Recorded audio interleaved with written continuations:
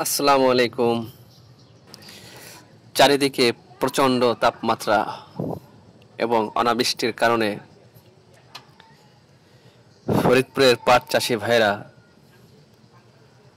অধিক ক্ষতির সম্ভাবনায় আতঙ্কে দিন পার করছেন। কারণ অনাবৃষ্টির কারণে এবং প্রচণ্ড রোদের কারণে, খরার কারণে মাঠঘাট ফেটে চৌচির হয়ে যাওয়ার অবস্থা।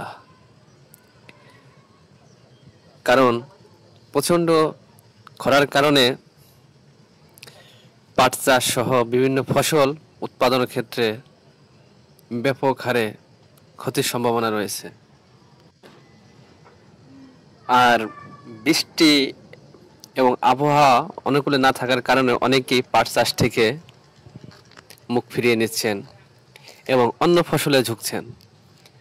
এর বিকল্প হিসেবে অনেকেই ভুট্টা চাষ, সবজি চাষ, তিল ইত্যাদি চাষে মনোনিবেশ করছেন।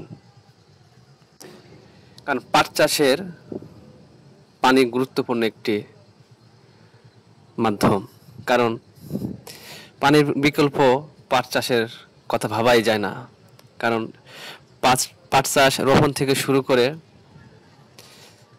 ফসল তোলা পর্যন্ত পানির প্রয়োজন এবং পানির গুরুত্ব অপরিসীম। কারণ পাট চাষের শেষের দিকে লম্বা একটি প্রসেস থাকে পাট পচানো, এবং পাট পচানোর জন্য পানির গুরুত্ব খুবই, এবং সেই পানি না পাওয়াতে পাট চাষে ব্যাপক ক্ষতি হওয়ার সম্ভাবনা থাকে এবং অনেকেই এই কারণেই পাট চাষ থেকে মুখ ফিরিয়ে নিচ্ছেন। আমাদের এই মাঠটিতে অনেকেই ভুট্টা চাষ, তিল এবং সবজি চাষ শুরু করেছেন পাটের বিকল্প হিসেবে। যতটুকু খোঁজ নিয়ে জানা গেছে, ভবিষ্যতে পাট চাষ থেকে খুব দ্রুতই অনেক অংশ চলে যাবে অন্য ফসলের দিকে, এবং হয়তো কোনো এক সময় ফরিদপুরের ঐতিহ্যবাহী এই সোনালী আঁশটি তার অবস্থান ধরে রাখতে ব্যর্থ হবে। কারণ এই একটি জমি দেখেন, এখানে সবজি চাষ সহ বিভিন্ন ফলও চাষ হয়ে থাকে, তরমুজ, বাঙ্গি। সবজির মধ্যে ধুন্দুল, ঝিঙ্গা, লাউ চাষ, চিচিঙ্গা ইত্যাদি সবজি চাষ হয়ে থাকে। এবং এখানে তুলনামূলকভাবে পাট চাষ থেকে কষ্ট অনেক কম, যার কারণেই অনেকেই পাট চাষ থেকে বিভিন্ন ফসলে ঝুঁকে যাচ্ছে।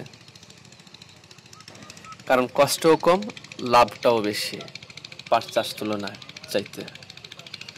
যাই হোক, ছোট্ট একটি ভিডিওর মাধ্যমে আপনাদেরকে কিছু তথ্য দেওয়ার চেষ্টা করলাম। সবাই ভালো থাকবেন এবং চ্যানেলটি সাবস্ক্রাইব করে আমাদের সঙ্গেই থাকুন, এবং আপনাদের গুরুত্বপূর্ণ মতামত আমাদের কমেন্ট বক্সে কমেন্টস করবেন ইনশাল্লাহ। আসসালামু আলাইকুম ওয়া রাহমাতুল্লাহ।